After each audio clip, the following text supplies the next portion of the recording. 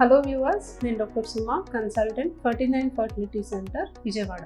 చాలామంది సంతానలేమి సమస్యతో బాధపడే కపుల్స్కి ఐయుఐ అనే ట్రీట్మెంట్ అనేది సజెస్ట్ చేస్తూ ఉంటాం. సో ఐయుఐ అంటే ఏంటి, ఐయుఐ ఎవరికి చేయాలి అండ్ ఐయుఐ చేస్తే ఖచ్చితంగా ప్రెగ్నెన్సీ వస్తుందా అనే దాని గురించి తెలుసుకుందాం. సో ఐయుఐ అంటే వీర్యకణాలు ఎక్కించే పద్ధతి, ఇంట్రాయూట్రైన్ ఇన్సెమినేషన్. సో వీర్యకణాలు ఎక్కించే పద్ధతిలో ఆడవాళ్ళకి అండం పెరిగి విడుదలయ్యే టైంకి భర్త కణాలు గర్భసంచిలోకి ఎక్కిస్తాం. సో ఇలా చేయడం వల్ల అండం విడుదలయ్యే టైంకి ఎక్కువగా కదిలే కణాలు అందుబాటులో ఉంటాయి కాబట్టి మనకి ఆ సైకిల్లో ప్రెగ్నెన్సీ రావడానికి ఛాన్సెస్ అనేవి పెరుగుతాయి. సో ఎగ్ రిలీజ్ అయ్యే టైంకి స్పర్మ్స్ అందుబాటులో ఉన్నప్పుడు ఫర్టిలైజేషన్ అనేది జరగడానికి, అంటే ఎగ్ అండ్ స్పర్మ్ కలిసి ఒక పిండం తయారవడానికి అవకాశం అనేది పెరుగుతుంది. కాబట్టి సహజంగా న్యాచురల్గా మామూలుగా ఇంట్లో ట్రై చేసిన వాళ్ళతో పోలిస్తే ఐయుఐ చేస్తే కొంచెం ప్రెగ్నెన్సీ వచ్చే ఛాన్సెస్ అనేవి ఆటోమేటిక్గా పెరుగుతుంది. ఈ ప్రాసెస్లో యూజువల్గా నెలసరి వచ్చిన 2వ రోజు నుంచి ఆడవాళ్ళకి అండం పెరగడానికి టాబ్లెట్స్, ఇంజెక్షన్స్ ఇస్తాము.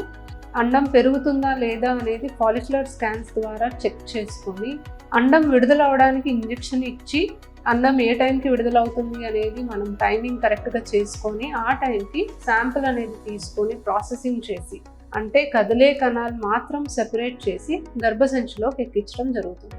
సో ఈ ప్రాసెస్ చేయడం వల్ల ఖచ్చితంగా ప్రెగ్నెన్సీ వస్తుందా? సో చాలాసార్లు మేడం మీరు అండం పెరగడానికి టాబ్లెట్లు ఇచ్చారు, విడుదలవడానికి ఇంజెక్షన్ ఇచ్చారు, కణాలు కూడా ఎక్కిచ్చారు, అన్నీ కరెక్ట్గా జరిగినాయి, మళ్ళీ మాకు ప్రెగ్నెన్సీ ఎందుకు రాలేదు అని అడుగుతూ ఉంటారు. సో ఐయుఐ అనే ప్రాసెస్లో మనము ఎక్కువగా కణాలు అందుబాటులో ఉండడానికి మాత్రమే చేయగలం.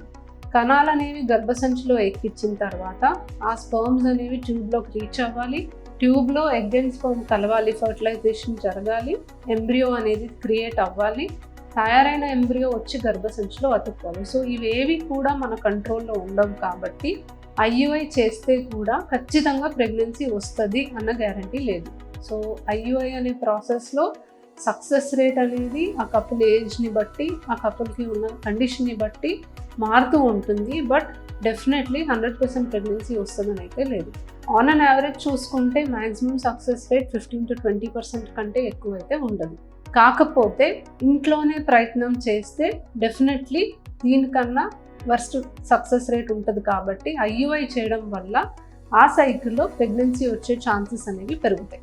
మరి ఐయుఐ అందరికీ చేయొచ్చా? సో ఐయుఐ కూడా అందరికీ సజెస్ట్ చేయడం జరగదండి, కొంతమందికి మాత్రమే చేస్తాము. సో 2 ట్యూబ్స్ ఖచ్చితంగా ఓపెన్ ఉండాలి, ఓవ్యులేషన్ అనేది జరగాలి, ఎగ్ పెరిగి ఓవ్యులేషన్ అనేది జరగాలి, అండ్ స్పర్మ్స్ అనేవి మినిమం కొంత నెంబర్ ఆఫ్ స్పర్మ్స్ ఉంటేనే మనం ఐయుఐ చేయగలం. సో కొద్దిగా స్పర్మ్ కౌంట్ తక్కువ ఉన్నా, కొద్దిగా కదిలే కణాలు తక్కువ ఉన్నా, వాళ్ళకి హస్బెండ్ వైఫ్ కలవడానికి ఏమైనా ఇబ్బందులు ఉన్నా, అన్ని టెస్టులు నార్మల్ ఉండి ప్రెగ్నెన్సీ రాకపోయినా, లేదా పీసీఓడి సమస్యకి మనం టాబ్లెట్స్, ఇంజెక్షన్స్ వాడినప్పుడైనా, ఎండోమెట్రియోసిస్ స్టేజ్ 1, 2 ఇలాంటి వాళ్ళకి మనం ఐయుఐ అనేది సజెస్ట్ చేస్తాం. సో ఐయుఐ ఒక సింపుల్ ప్రొసీజర్.